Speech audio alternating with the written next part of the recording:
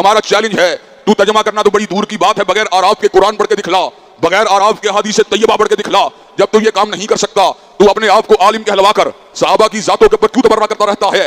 میں 10 لاکھ روپے انعام دیتا ہوں، میرے سامنے قرآن پاک اوپر سے پڑھ کے، جہاں سے میں کہوں پڑھ کے دکھا دے، اور کسی بھی علمی موضوع کے اوپر مکالمہ کر لے تاکہ لوگوں کے سامنے اس کی حیثیت واضح ہو جائے۔ میں 10 لاکھ روپے انعام دیتا ہوں، میرے سامنے قرآن پاک اوپر سے پڑھ کے، جہاں سے میں کہوں پڑھ کے دکھا دے، اور کسی بھی علمی موضوع کے اوپر مکالمہ کر لے تاکہ لوگوں کے سامنے اس کی حیثیت واضح ہو جائے۔ ہمارا چیلنج ہے، تو ترجمہ کرنا تو بڑی دور کی بات ہے، بغیر آراف کے قرآن پڑھ کے دکھلا، بغیر آراف کے حدیث طیبہ پڑھ کے دکھلا۔ جب تو یہ کام نہیں کر سکتا تو اپنے آپ کو عالم کہلوا کر صحابہ کی ذاتوں کے اوپر کیوں تبرہ کرتا رہتا ہے؟ میرے بارے میں دو گلے پھاڑنے والے مولویوں نے یہ کہا کہ قرآن ناظرہ یہ دیکھ کے نہیں پڑھ سکتا۔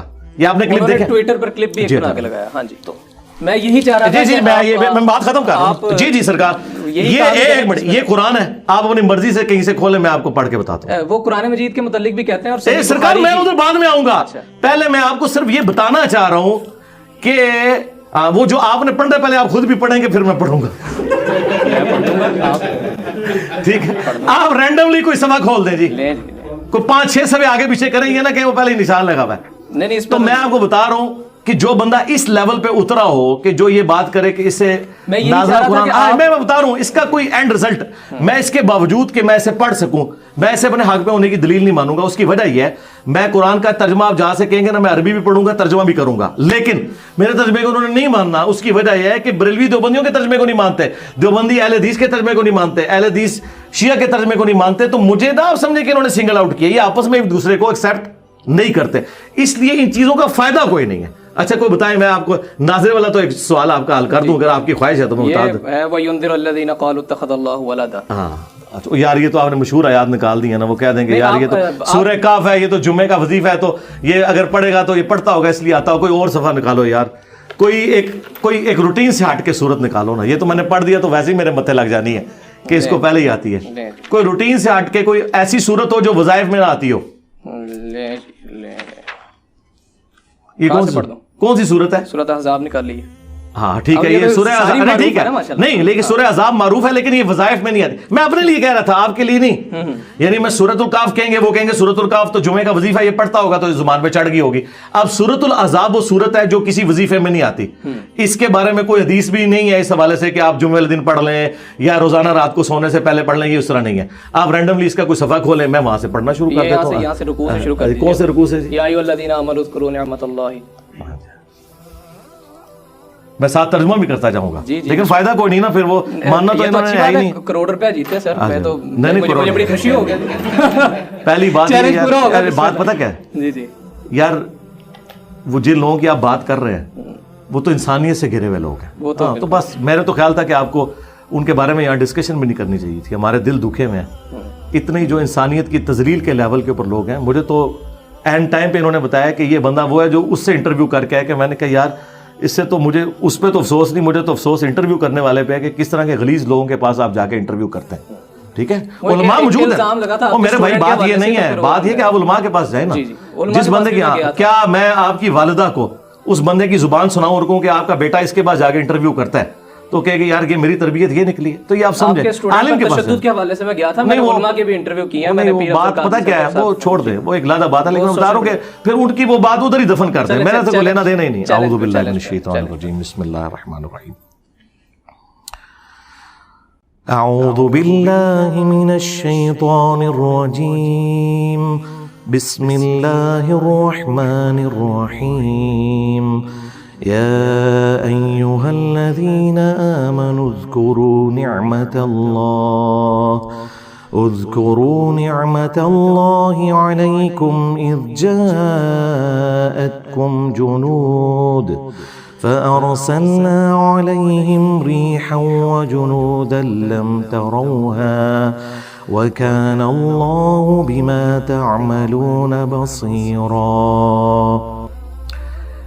اے ایمان والو، یاد کرو اللہ تعالیٰ کی اس نعمت کو جو کہ اس نے تم پر کی جب کہ تم پر آدم کے گروہ غزوہ احزاب کا ذکر ہو رہا ہے۔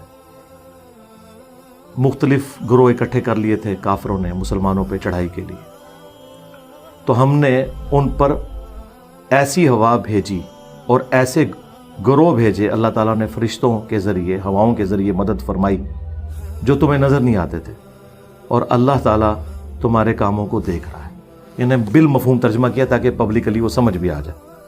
تو اب یہ کوئی ترجمہ اس میں لکھا نہیں ہوا, بالکل نہیں. اچھا آپ کہیں سے پڑھے, میں نے ان کو اب میرا بھی چیلنج لے جائیں. جی یہ انہوں نے 1 کروڑ کی بات کی ہے. 1 کروڑ تو خیر بہت بڑی رقم ہے, 1 لاکھ کی تو میں بھی بات کر سکتا ہوں.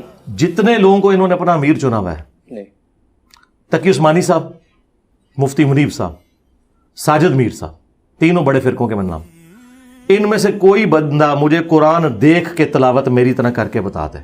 عربی لنگوسٹک میں بھی یہ نہیں کر سکتے, یہ مجہول پڑھتے ہیں. ایون ہمارے استاد تھے ڈاکٹر سرار صاحب, قرآن کے ماسٹر تھے, مجہول پڑھتے تھے. میں نے قرات سیکھی ہوئی ہے, پتہ کب آپ کی تاریخ پیدائش کس سن کی ہے؟ 2001 کی. ہاں, میں نے 1992 میں جب میں میٹرک میں تھا, میری داڑھی بھی نہیں نکلی تھی, میں نے قرات سیکھی تھی. پھر ان کلپس کی کیا حقیقت ہے وہ جو ٹویٹر پر ہم نے بڑے وائرل دیکھے؟ وہ کلپ, وہ اس طرح کے کلپ میں آپ کو امام کعبہ کے بھی دکھا سکتا ہوں کہ غلطی ہو جائے. غلطی ہونا اور چیز ہے. قرآن پڑھتے ہوئے زبر زیر پڑھی جائے, زیر زبر پڑھی جائے, یہ غلطی ہو جائے. اٹک بھی جاتا ہے بندہ, کیوں نہیں اٹکتا یار؟ نبی علیہ السلام تو ابو داؤد میں آئے کہ آیت ہی بھول گئے تھے, صحابی نے بعد میں کہا یار پھر بات وہی ہے نا, غلطی تو کسی سے بھی ہو سکتی ہے, اٹکنا.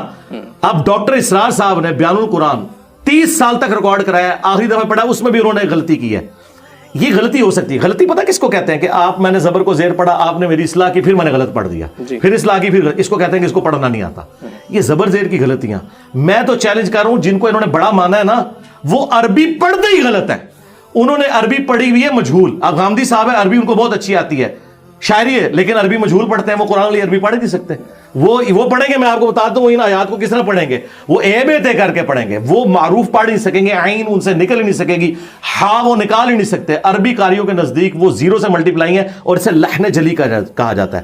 یہ جو اٹک کے ہوتا ہے نا, یہ آپ کسی بھی بندے کو لے آئیں, اگر وہ پڑھتے ہوئے کہیں ایک جگہ اس سے غلطی ہو جائے. ڈاکٹر اسرار صاحب نے بیان القرآن دیکھ کے ریکارڈ کرایا پورا, عربی وہ دیکھ کے پڑھتے ہیں, اس میں بھی انہوں نے زبر زیر کی کئی جگہ غلطی کی ہے. لیکن ڈاکٹر اسرار صاحب نے ان کی منجی نہیں ٹھوکی تھی, اور اگر میں چاہتا تو میں شیطنت کر کے ان کے کلپ کاٹ کے چڑھا سکتا تھا کہ ان کو عربی نہیں پڑھنی آتی. یہ کوئی طریقہ نہیں ہوتا کہ آپ کسی کے اوپر یہ الزام لگائیں.